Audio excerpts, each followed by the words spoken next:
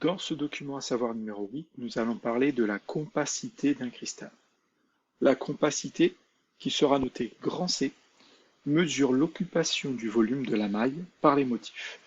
La maille, je vous rappelle que c'est la partie géométrique, c'est un parallépipède qui nous montre comment les entités chimiques sont arrangées et qu'en la reproduisant à droite, à gauche, en haut, en bas, dans les trois dimensions, on retrouve le cristal. Les motifs, ce sont les entités chimiques. Et donc, finalement, la compacité va nous dire, finalement, va nous donner un pourcentage pour savoir quel est le pourcentage de la maille occupée par les motifs, c'est-à-dire par les entités chimiques. Donc c'est un nombre sans dimension, c'est-à-dire pas d'unité, compris entre 0 et 1.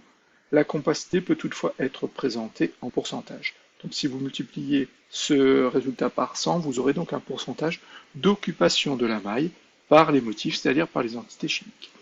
Donc la compacité, c'est simplement le volume des motifs, c'est-à-dire le volume occupé par les entités chimiques dans la maille, et divisé par le volume de la maille. Donc pour avoir le volume des motifs, vu que chaque motif est considéré comme une sphère, on va ici en fait avoir le volume d'une sphère. Donc 4 tiers fois pi fois r au cube, c'est le volume d'une sphère.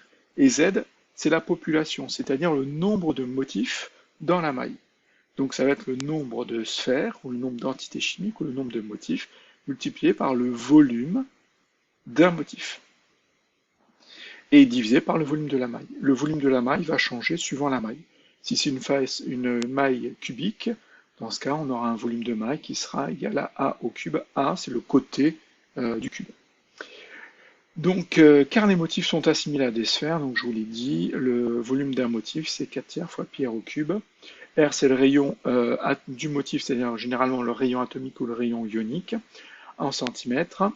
Z, c'est la population, et le volume de la maille sera en centimètres cubes.